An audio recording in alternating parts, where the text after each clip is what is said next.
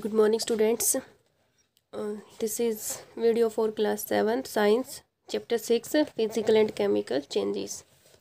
Yesterday we have studied about the physical and chemical changes, that they are changes happen within two types: natural changes and man-made changes. So in our universe or in our surrounding, in our environment, some changes happen naturally and some done by mans or us. These changes are called man-made changes. So next we have studied yesterday matter is a material which occupies space and having mass. So we also studied that matter is composed of basic units, molecule, and molecule themselves contain atoms. And we studied the example of water molecule, in which we have 2 atoms of hydrogen and 1 atom of oxygen. Now we will study about the elements. Element and compound. We will study about the element and compound. These are two different things. Element जो होती है, element basic unit होती है, इसको हम break down नहीं कर सकते. जब भी कोई केमिकल रिएक्शन होगा तो हम एलिमेंट है उसको ब्रेक डाउन नहीं कर सकते. जैसे हाइड्रोजन है, हीलियम है, ऑक्सीजन है, बोरोन है, ये जो भी चीज़ें हैं ये क्या है, एक एलिमेंट है. ठीक है, एलिमेंट कंटेन करता है मेटल्स को, नॉन मेटल्स को, मेटलॉइड्स को. तो ये सब क्या है, एलिमेंट है. क्या हम इसको किसी में ब्रेक डाउन कर सकते हैं? नहीं कर सकते. तो एलिमेंट को हम ब्रेक डाउन नहीं कर सकते.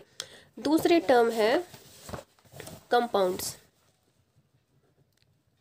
कंपाउंड जो होता है वो एलिमेंट से मिलके बना हुआ होता है. जैसे वाटर मॉलिक्यूल पढ़ा था, इसको कंबाइनली हम एक कंपाउंड बोलेंगे. तो इसमें एक हाइड्रोजन का एलिमेंट है और एक ऑक्सीजन का.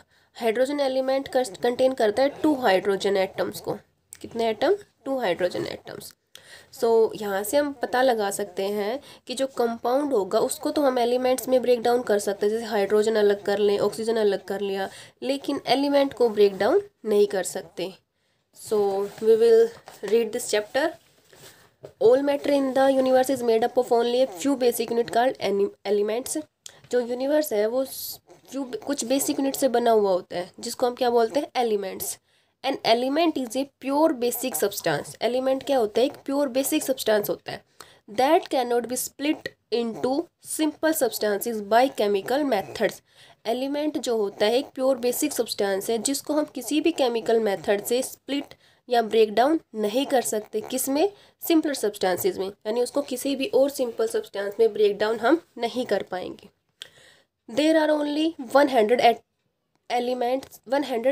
Elements known till date. आज तक हमारे पास कितने नोन है? 118 एलिमेंट नोन है. Out of which 92 are found in nature. जिसमें से 92 कहाँ पाए गए हैं? नेचर में. The rest have been made by scientist in laboratories. उसके अलावा जो बाकी बच गए 118 में से 92 क्या है? नेचुरल है. बाकी बचे हुए हमारे साइंटिस्ट के द्वारा लैब में बनाए गए हैं. Some of the commonly known elements. तो कुछ ज़्यादातर हम जिनके बारे में पढ़ते हैं, सुनते हैं, वो element hydrogen, nitrogen, oxygen, sodium, carbon, magnesium, aluminium, phosphor, sulphur, zinc, silver, gold, mercury, calcium, iron, copper. ये सभी क्या है? कुछ कॉमनली नोन या जिनका नाम हम ज़्यादातर यूज़ करते हैं, ऐसे एलिमेंट्स हैं. सो एलिमेंट्स के बारे में एक बात क्लियर करते हैं कि उनको हम सिंपल सब्सटेंसेस में ब्रेक डाउन नहीं कर सकते. और टोटल 118 एलिमेंट नोन है, जिसमें से 92 क्या है? Found in nature. एंड बाकी के बचे हुए क्या है? मैन मेड या made by scientist in laboratories. Okay. Now compound. Pure substance such is water are known as compound. जैसे वाटर है, हमने अभी आपको बताया था कि वाटर है, उसको मैं क्या बोलूँगी? कंपाउंड बोलूँगी. Compound are made up of molecule that contain more than one kind of atom. जो कंपाउंड होता है वो मोलिक्यूल्स का बना हुआ होता है, और जो मोलिक्यूल है वो एक से ज़्यादा एटम भी कंटेन कर सकता है. जैसे हाइड्रोजन वाटर मोलिक्यूल है, H2O. तो हाइड्रोजन के कितने एटम है? 2. एक से ज़्यादा हो गए. एक किसका है? ऑक्सीजन का. सो जो मोलिक्यूल है वो एक से ज़्यादा एटम भी कंटेन कर सकता है. कंपाउंड्स आर 2 और मोर एलिमेंट केमिकली बॉन्डेड. तो कंपाउंड जो होता है उसमें 2 या 2 से ज़्यादा एलिमेंट केमिकली बॉन्डेड होते हैं. जैसे हम NH3 ले लें, H2O लें, तो इसमें भी दो एलिमेंट, एक नाइट्रोजन एक हाइड्रोजन, केमिकली कंबाइन है। ऐसे ही वाटर में दो हाइड्रोजन का एक ऑक्सीजन के केमिकली कंबाइंड है। तो ये सब क्या हो गए कि कंपाउंड्स टू और more elements chemically bonded sorry. तो कंपाउंड क्या हो गया, जिसमें दो या दो से ज़्यादा एलिमेंट केमिकली बॉन्ड से जुड़े हुए होते हैं। उसके बाद जैसे है इसने एग्जांपल लिया शुगर का, sugar is compound, each sugar molecule is made up of atom of carbon. Sugar जो है किसका बना हुआ होता है, कार्बन, हाइड्रोजन एंड ऑक्सीजन। जैसे हम पढ़ते हैं C6H12O6, ये ग्लूकोज का फॉर्मूला होता है। इसी में क्या क्या कंटेन कर रहे हैं, कार्बन, हाइड्रोजन एंड ऑक्सीजन। इसी को हम क्या बोल सकते हैं, sugar. Other example of compounds are baking soda, carbon dioxide, ammonia. ये सभी क्या है, कंपाउंड है। यानी कि जब एक से दो से ज़्यादा एलिमेंट से बना हुआ होगा वो एक कंपाउंड कहलाएगा। जैसे कहीं पे दो या दो से ज़्यादा एलिमेंट्स केमिकली बॉन्डेड है तो हम उसको क्या बोलेंगे, कंपाउंड बोलेंगे। ओके, रिमेंबर अनलाइक एलिमेंट्स, जैसे compound can be broken down into simpler substances. तो जैसे हमने एलिमेंट का पढ़ा था कि उसको ब्रेक डाउन नहीं कर सकते, लेकिन कंपाउंड को हम सिंपल सब्सटेंसेस में ब्रेक डाउन कर सकते हैं। क्लियर है। तो जैसे हीटिंग करने पर कॉपर सल्फाइड है, उसको हीट करने पे हम उसके और अलग अलग कर सकते हैं, copper and sulphur. Clear. Okay, mixture क्या होता है, जैसे मिट्टी है हमारी, सॉइल, वो कई चीज़ों का मिक्सचर होती है। उसमें आपको मिट्टी में कंकर भी मिलेंगे, घास भी होती है, सोइल भी होती है, सारी चीज़ें होती हैं। A mixture contain of two और more pure substances that are mix together but not chemically bonded. मिट्टी क्या होगी, सॉरी मिक्सचर क्या होगा, प्योर सब्सटेंस से बना हुआ होता है। दो या दो से ज़्यादा प्योर सब्सटेंस जो एक दूसरे में मिक्स होते हैं, लेकिन सिंपली मिक्स होते हैं, ना कि किसी केमिकल बॉन्ड से। ठीक है। मिक्सर में क्या होगा कि टू और more pure substances chemically bonded नहीं होते, लेकिन एक दूसरे में मिक्स होते हैं। वो क्या बनाएंगे, एक मिक्सचर बनाएंगे। जैसे हम चाय बनाते हैं, चाय पत्ती, चीनी, पानी, मिल्क, ये सब मिलके क्या बनाता है, एक मिक्सचर बनाता है। तो ये अलग अलग चीज़ें क्या हो गई, प्योर सब्सटेंस, लेकिन इन्होंने सब ने मिलके क्या बना दिया, एक मिक्सचर। जैसे सोइल इज ए मिक्सचर, मिट्टी क्या होता है, एक मिक्सचर होता है। Sea water is also mixture, sea water किसका मिक्सचर है, सोल्ट एंड वाटर का। सी वाटर में हमें सोल्ट भी मिलता है, तो सोल्ट और वाटर का मिक्सचर हो गया। यानी कि जब दो या दो से ज़्यादा प्योर सब्सटेंस मिलके कोई अलग से एक और चीज़ बनाएंगे, उसको हम क्या बोलेंगे, मिक्सचर बोलेंगे, लेकिन वो केमिकली बॉन्डेड नहीं होगा। So next we will do in the next video. Okay students, read it carefully and try to understand in a better way. Bye, take care, have a nice day. Good morning dear 7th class student. As you know that our revision classes is going on, so let's continue our chapter 7 exercise 7.1 revision. So let's start. In our previous class we have completed question 1, 2 and 3 revision. So let's start from question number 4. Solve the following equation by systematic method. Systematic method से हमें equation solve करनी है। आपके पास first part है 3x minus 5 is equals to 7. यहाँ आपको x की value find out करनी है। बाय सिस्टमेटिक मेथड हमें ये सॉल्व करना है। तो क्वेश्चन हमारे पास 3x minus 5 is equals to 7, ये हमारा क्वेश्चन है। अब इस इक्वेशन को देखो, हमें सोल्व करना है। अब हमें ये देखना है कि जो लेफ्ट साइड में कांस्टेंट है उसको हमें रिमूव करना है, इसके हमें -5 को रिमूव करना है, और -5 को 0 कौन करेगा, +5। नाउ एडिंग बोथ साइड +5, दोनों तरफ अगर हम +5 कर देते तो क्या मिलेगा हमें result, 3x minus 5 plus 5 is equals to 7 plus 5. So 3x minus 5 से +5 कैंसिल हो गया है, 7 plus 5 12। अब हमने क्या ऑब्जर्व किया, यहां हमारे पास जो वेरिएबल है उसके साथ कोफिशिएंट क्या है, 3 न्यूमेरिकल कोफिशिएंट है, इसको भी हमें रिमूव करना है यहां से। तो 3x जो मल्टीप्लाई कर रहा है 3 इसके साथ x के साथ, तो ये डिवाइड करने से चला जाएगा। So dividing both side by 3, dividing both side by 3, दोनों तरफ 3 से डिवाइड कर देते हो, हमारे पास आएगा 3x अपॉन में 3 इज इक्वल्स टू 12 अपॉन 3। 3 से हमारा 3 कैंसिल हो गया, 3 1 जा और 3 4 जा। x की वैल्यू क्या आ गई हमारे पास 4। ये हमारी इक्वेशन सॉल्व हो गई और हमने फाइंड आउट कर लिया x की वैल्यू 4। सो नेक्स्ट पार्ट, एक और क्वेश्चन कर लेते हैं हम इसी का ही। ये करते हैं फोर्थ पार्ट है हमारा n minus 3/5 is equal to 8। Fourth part है हमारे पास n minus 3/5 is equals to 8। इसे हमें सॉल्व करना है। हमने ऑब्जर्व करा कि जो -3/5 है उसको कौन रिमूव कर सकता है, +3/5। तो एडिंग बोथ साइड बाय 3/5, दोनों तरफ हम 3/5 ऐड कर देते हैं तो हमें मिलेगा n minus 3/5 plus 3/5 is equal to 8 plus 3/5। यहां तो ये क्या हो गया, 0 हो गया है, बट जो हमारी राइट साइड है यहां हमें सोल्व करना है। तो जहां डिनोमिनेटर पे कुछ नहीं होता वहां क्या मान लेते हैं हम 1। इसको सोल्व करते हैं। एलसीएम आ गया हमारे पास 5 8 जा 40 प्लस 3 मीन्स n की वैल्यू हो जाएगी हमारे पास 43/5। सो n इज इक्वल्स टू 43/5। ये हमारा क्वेश्चन सॉल्व हो गया है, इक्वेशन सॉल्व हो गई है।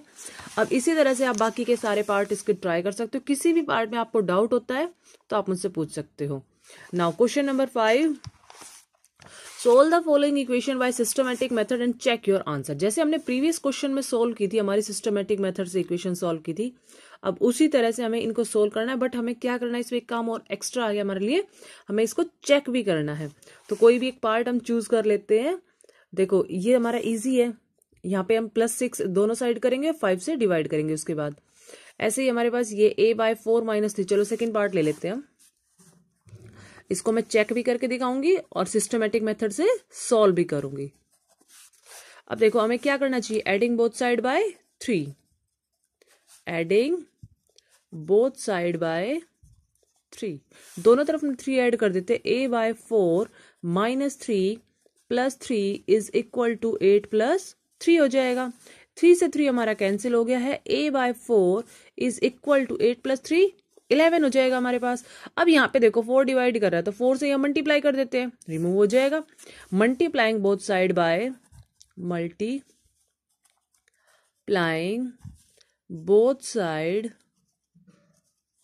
by 4।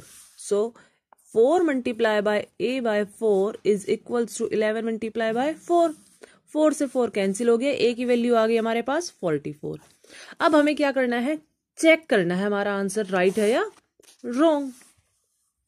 चेक, a की वैल्यू हमें 44 ही पुट करनी है अपनी इक्वेशन में। हमारे पास इक्वेशन थी a/4 - 3 इज इक्वल टू 8। अब a की वैल्यू क्या है हमारे पास 44, a की वैल्यू पुट कर देते हैं। 44/4 - 3 इज इक्वल्स टू 8। अब हमें चेक करना है LHS is equal to RHS होना चाहिए। अब देखो 44 को से हम 4 से हम 44 को डिवाइड करते हैं, 4 1 जा 4 और 4 11 जा। अब 11 में से हम 3 लेस करेंगे, कितना आ जाएगा हमारे पास 8।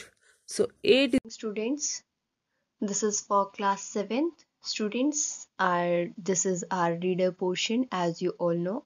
And today we will start with the second chapter, and that is the story of the oak and the lime tree.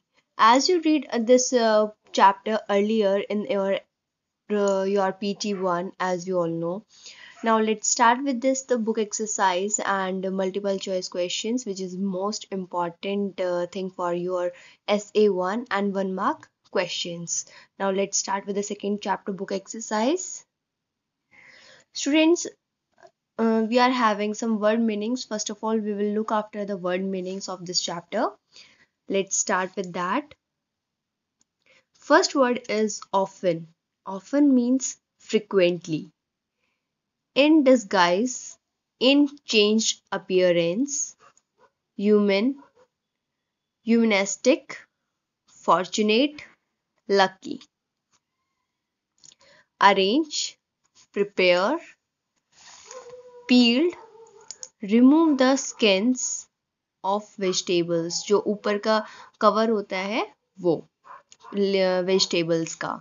Fig, a kind of wild fruit.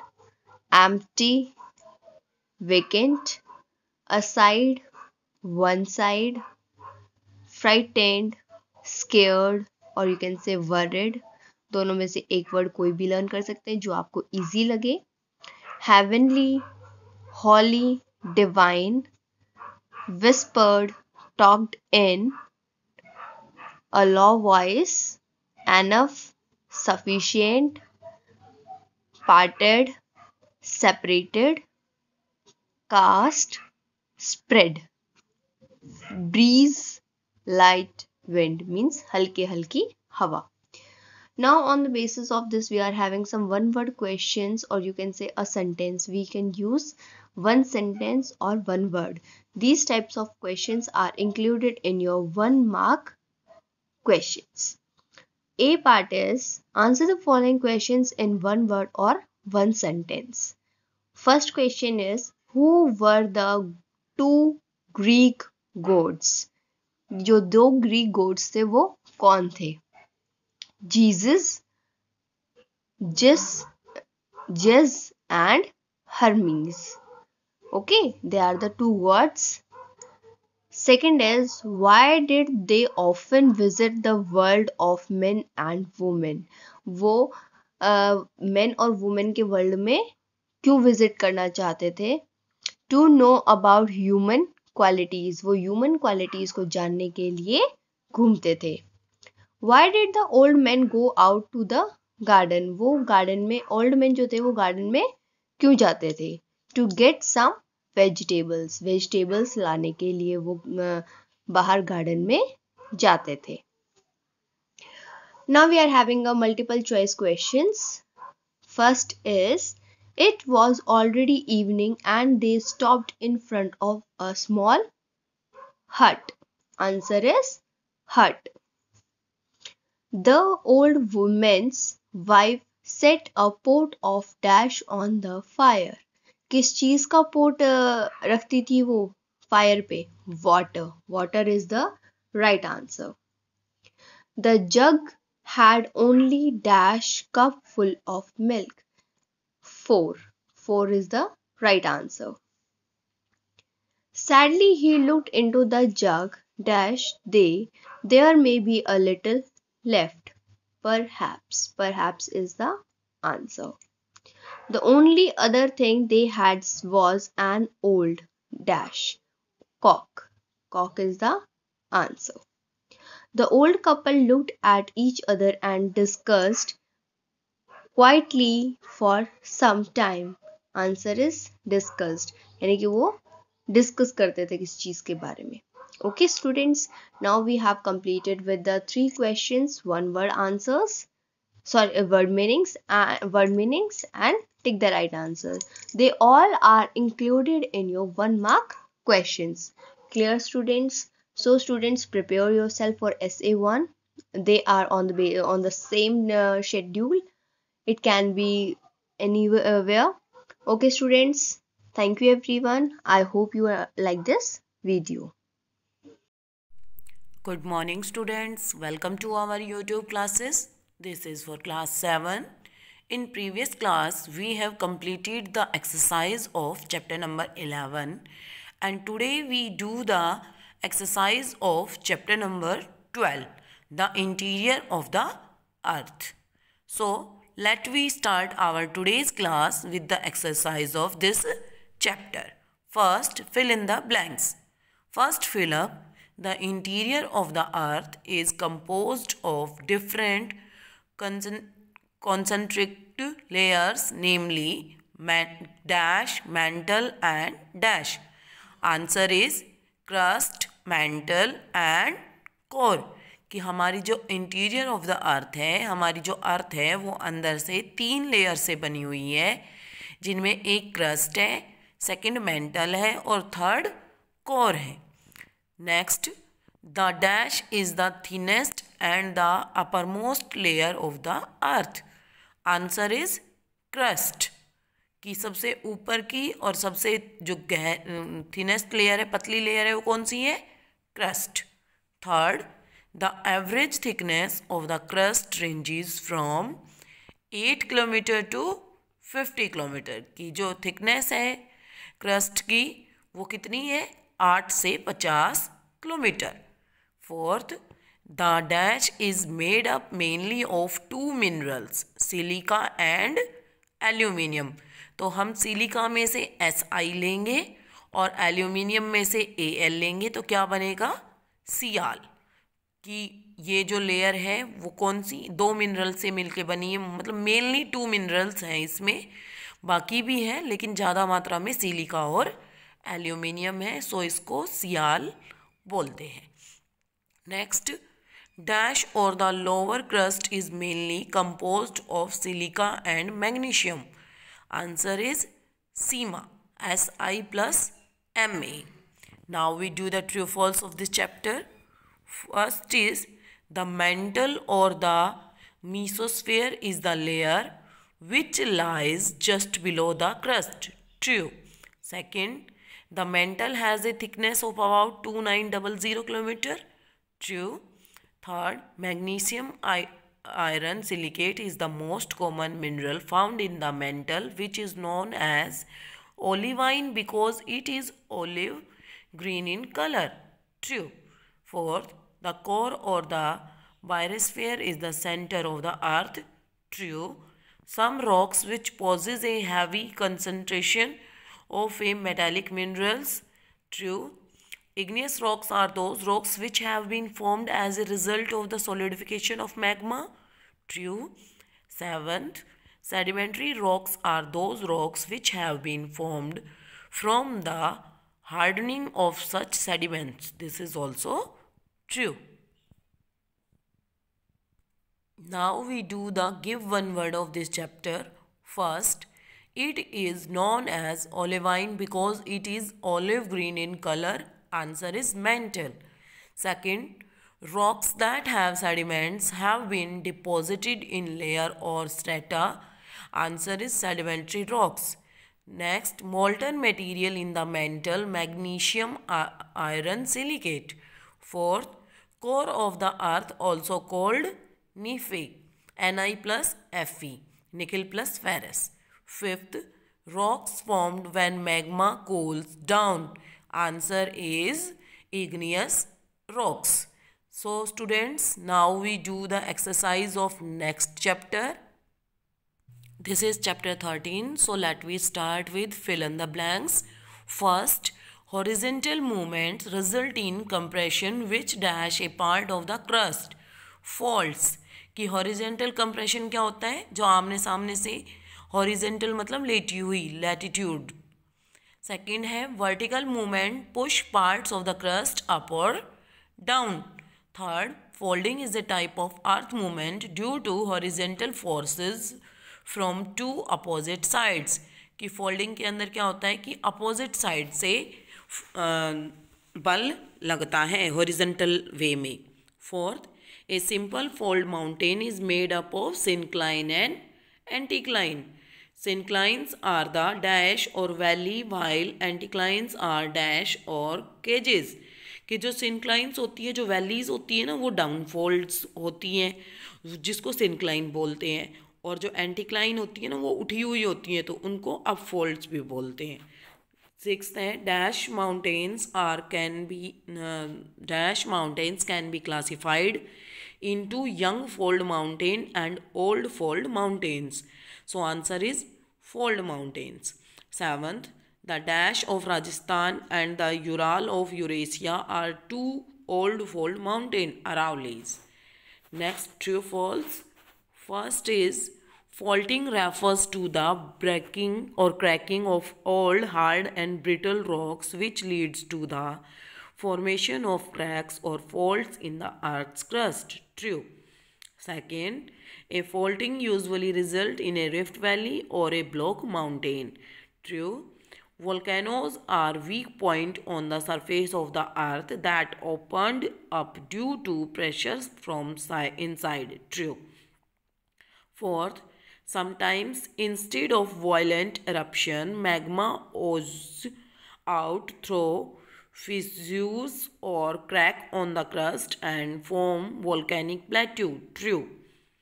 Earthquakes are sudden violent shaking of the ground. True. Tectonic plate movement and volcanic eruption are the main cause of earthquake. This is also true. Seventh, seismology is the study of earthquake and the instrument used to measure an earthquake is called seismograph. This is also true. Eighth, earthquakes are measured using the Richter scale which ranges from 0 to 9. This is true. Now we do the give two examples. First, Young Fold Mountain, Himalaya Rockies. Old Fold Mountain, Aravallis Urals. Third type of mountains, block fold or type of volcanoes, active and dormant. I hope students you understand the exercise very well. You revise the exercise and question answer for your S7 examination again. Thank you. Have a nice day. Good morning, students. This is for 7th class. Students, as you all know, we are doing letters. We started from in the previous video, as you all know. Now today I will tell you the second letter, what you are going to write it down in your second letter. First question in previous video we completed. Now write it down the second question. Write a letter to your friend congratulating him on his success in the RAS examination. In this letter you are writing to your friend. Okay, now first of all you are writing down the address. First of all the address, then date, on which date you are writing a letter, जिस दिन भी आप letter लिख रहे हो. Okay, next is dear friend. Friend भी लिख सकते हो और आप अपनी फ्रेंड का नाम भी लिख सकते हो. Okay, next is I am glad to see your result in the Rajasthan Patrika of today, that you have been successful in the RAS examinations and secured good rank. I conveyed this happy news to my father, who was sitting beside me, and I was too overjoyed. That's it. You are going to write it down this letter in your fair notebook, and at the end you will write it down yours truly thanking you, yours truly, or you can say write it down yours sincerely, then name. Okay, last में आप अपना नाम लिखोगे. Okay students, now let's start with the third one. Students, this is the third letter you are write it down in your fair notebook. 3 letters are coming in your essay 1. This is the third one. Question is, write a letter to your father asking for some money. आप अपने father से कुछ पैसे उधार लेने हैं आपको, इसलिए आप अपने फादर को लेटर लिख रहे हो. ओके, आपको उनसे पैसे चाहिए. Write it down the letter. First of all the address लिखोगे आप. Then date, whenever you are writing a letter, जब भी आप लेटर लिख रहे हो. ओके, देन डियर फादर को लेटर लिखोगे तो डियर फादर लिखोगे. ठीक है, स्टार्ट कैसे करोगे देखो. I hope this letter will find everybody at home in the best of health and happiness. It means कि मुझे लगता है कि आप सभी घर पे बहुत खुश हैं. I am well hair you might have received my progress report from the school. You will be glad to know that I secured first position in my terminal examination. I assure you that I will maintain the position in the annual examination also. As you know, my dues for the next quarter are due. Kindly send me 11,000 by draft at the earliest. यानी कि जितनी जल्दी हो सके उतनी जल्दी.